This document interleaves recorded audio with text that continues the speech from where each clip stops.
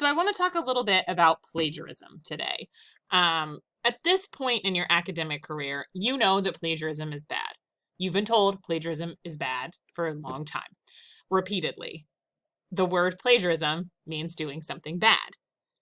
You are probably even writing that in your discussion posts about plagiarism as we speak. Plagiarism is bad. Almost all students know that plagiarism is bad, and yet many students still commit plagiarism, including students who don't mean to.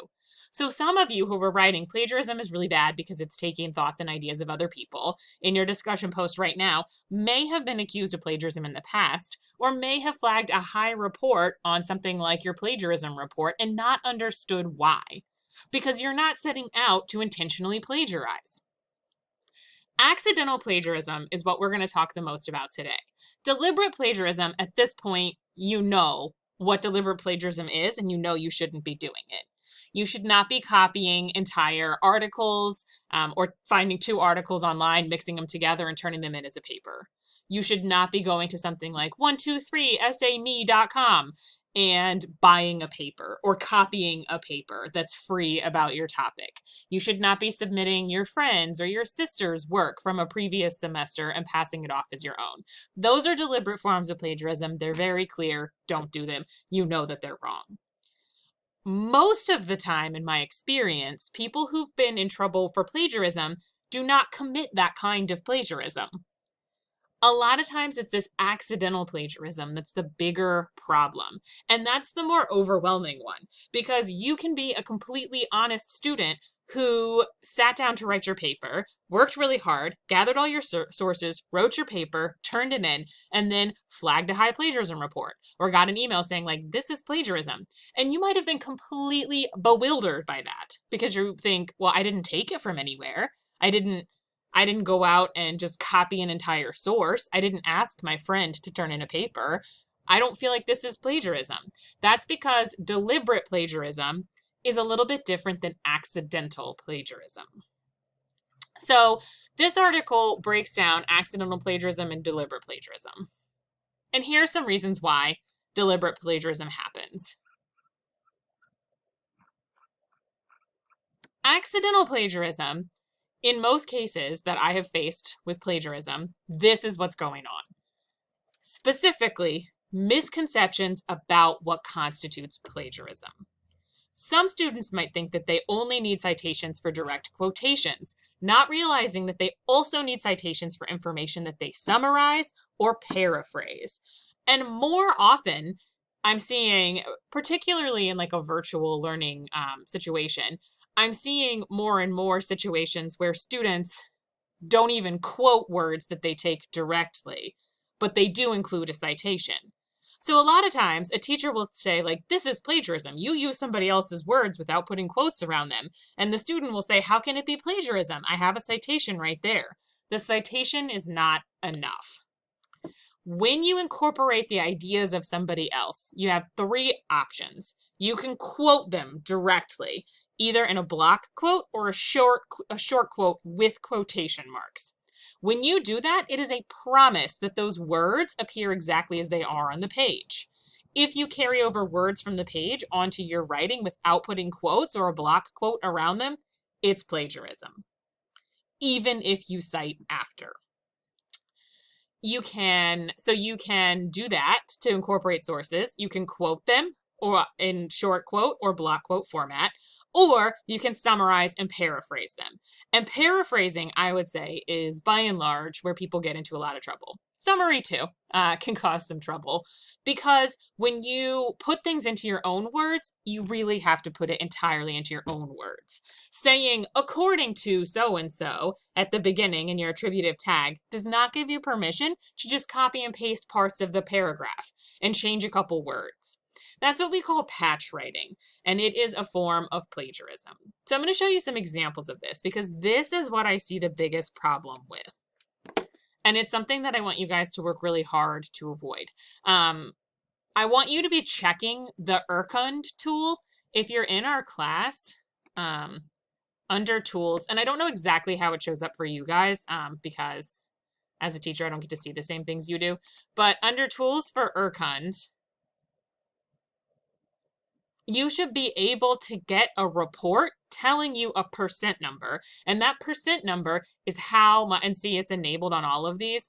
And so it says display similarity report to students upon submission. I don't know if you get it as an email. I don't know if you get it, it just pops up as a message, but somehow you should be forewarned when you submit an assignment in this class, you should be given some kind of information telling you what percentage matches the plagiarism detector. And if it's anything over between 15 to 20%, I want you to go in and manually check it and see if there's anything that you need to do a better job putting into your own words. All right, so I'm going to show you some examples of plagiarism and patch writing. So I'm just going to pick the topic of coronavirus. Okay, so let's say I'm writing my paper on coronavirus. My task is to go out and find sources and to read sources and to then combine all the sources and report back to my readers with transitions, what the information is that I found. I mean, that's confusing because the way that we have basically been taught, and this is through no fault of your own, frequently in high school situations and middle school situations is when your teacher says, write me a long answer. I want you to explain this concept. The first thing we do is we go to our textbook and find the concept and transfer the information over. That is kind of an ingrained form of plagiarism. So we're used to being, when people say, like, find this information for me, we're used to going and finding the answer and pulling the answer and offering it up. But without citation, and this is the biggest shift from moving from sort of that, like high school education into higher education. When we go and we find those definitions and we find those explanations, journal articles are not the same as a dictionary or an encyclopedia. We need to explain where that information is coming from. Even if you take it from an online encyclopedia, you need to say this is coming from the encyclopedia. Because part of the research process is showing that you've done the research and you have synthesized all these different sources to come up with this larger paper with lots of different sources. So let's say I'm writing my paper about coronavirus. And I want to first, maybe I'm writing about coronavirus and the impacts it's had on immunocompromised people. But the first thing I want to do is I want to get a good definition for my background. So I've gone to the World Health Organization and I found this. Okay. So maybe I start off with a sentence of my own.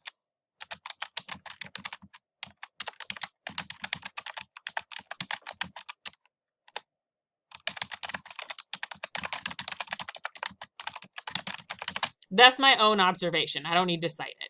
This is like maybe my topic sentence. Okay.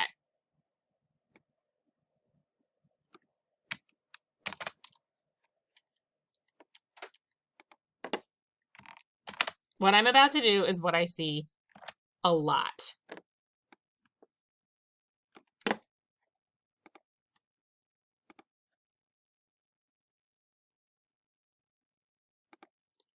And if you're going through the trouble of having to do this, if you're cutting or pasting and you're like, oh, I need to change the font size, that is a huge ding, ding, ding red flag to you that this is something that needs to be put in quotation marks because I didn't write these words. Okay. Here's what I'm going to do.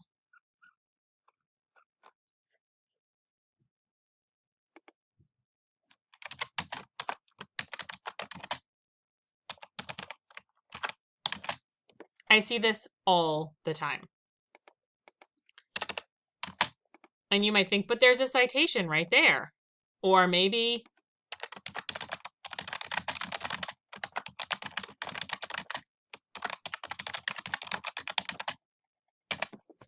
there's an attributive tag. It's not enough. The words from here to here do not belong to me. So this is a really long section. I'm looking it up. It's 57 words. Anything over 40 words needs to be a block quote. So here's what I would need to do. If I want to put these words in exactly like this, I need to format this like a block quote.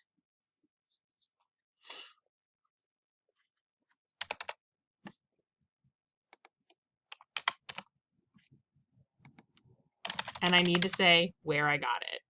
Paragraphs 1 to 2.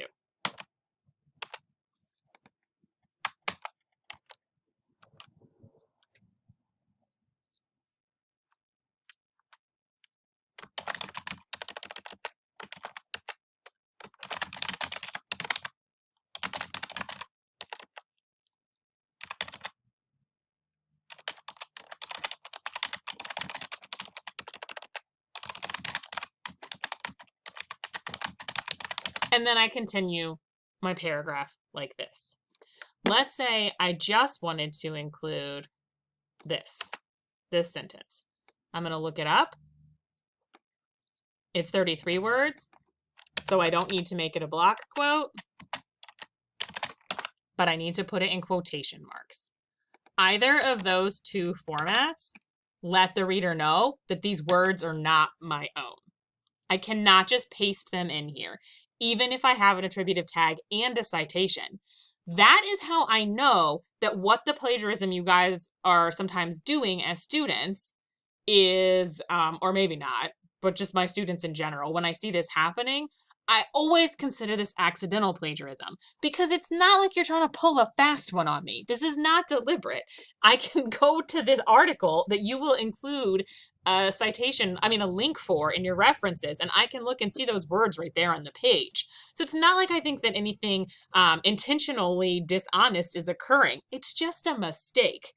And that's what I want to try and explain so that you don't run into this mistake. That it is not okay to put the words directly from a source into your paper without explaining where they came from. And you can see, you might be like, well, then how do I not cite every sentence? Because you have sentences like this. These sentences came from me and my own thoughts and my own interpretation of the information. So I'm not going to cite those. But these words and this idea came directly from the original source. So another thing that people sometimes do is they'll say, oh, well, it's a paraphrase.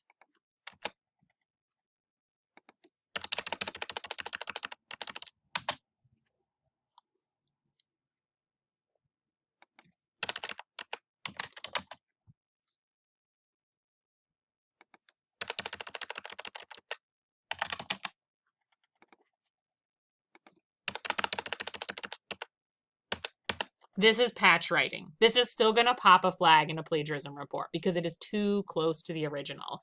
If you are going to summarize what the article says, you can go through and summarize the whole thing. Or if you're going to paraphrase, you can go through and drastically change the wording. But this doesn't cut it as a paraphrase.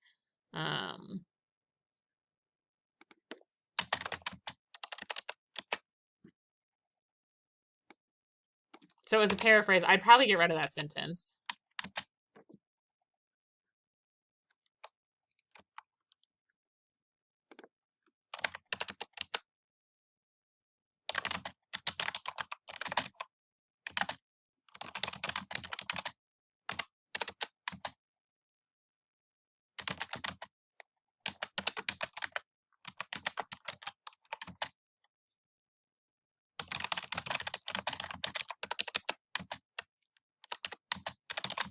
And you can see the process of paraphrasing is not easy. I'm going to erase and start over again.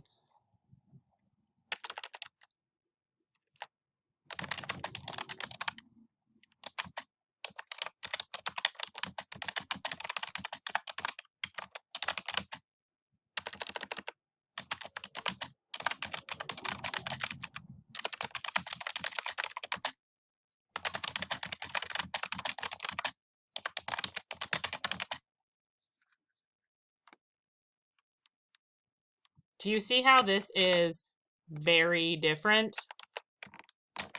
That's what you need to do when you paraphrase.